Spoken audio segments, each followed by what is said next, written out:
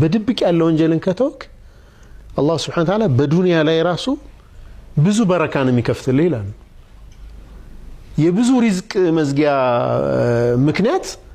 በድብቅ የምንሰራቸው ወንጀሎች ናቸው ምናልባት በድብቅ ሞባይላችን ጋር ማንንም ሰው ስክሪኖች ራሱ አሁን አሉ አይደለም ወደዚህ እንኳን የሚያይ ሰው ከጎን ያለ ሰው እንኳን አያይህም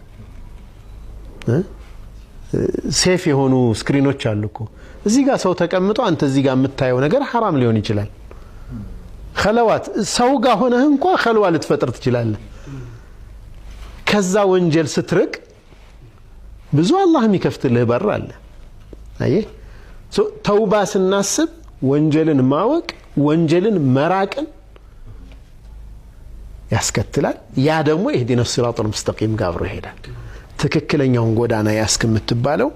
ያኔ ነው የመጀመሪያው ማዓኒ ተውባ የተውባ ትርጓሜ ሱብሃንአላህ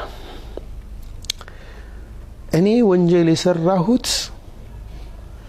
አላህ ከአላህ ጥበቃ ርቅ ያለው ማለት ነው ብለህ ማወቅ ነው ኢዕቲሳም የአላህ ከለላ ከኔ ተነስቶ ነው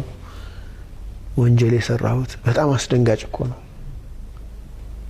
በወንጀል እድለኝነት እንዲሰማ በጣም አደጋ ነው ማለት ነው እድለኝነት ከተሰማ እሱን መጣበታለን በወንጀል መደሰት የሚባለው ሌቭል ያ ከባድ ሌቭል ነው ሙእሚን ምን ጊዜም ወንጀል ሲሰራ ድንጉጥ ህመም ነው የሚሰማው ከሰራው በኋላ በጣም ከባድ ህመም አለው ትክክል አይደለም ብሎ ራሱን ይወቅሳል እና ያለን ሽሩጡ ተውባ አሉ አይደለም 3 ሸርጦች አሉት እነዛን ተንተነን እናያቸዋለን ግን የመጀመሪያው ምንድነው ይሄ ወንጀል የሰራሁት አላህ Subhanahu Wa Ta'ala እኔን የሚጠብቀኝን ጥበቃውን አንስቶብኝ ነው ብለህ ማመን ማለት ነው ይሄ ደግሞ ከባድ ነው አደጋ ነው አደጋ ውስጥ ነው ተጋልጫለሁ ለነፍሴና ለሸይጣን አላህ ትቶኛል እዚህ በጣም ልትደነግጥ ልትበረግግ ይገባሃል ማለት ነው حماية ውስጥ አይደለም መጠበቅ ውስጥ አይደለም ومن يعتصم بالله فقد هدي الى صراط مستقيم اهدنا الصراط المستقيم አላለም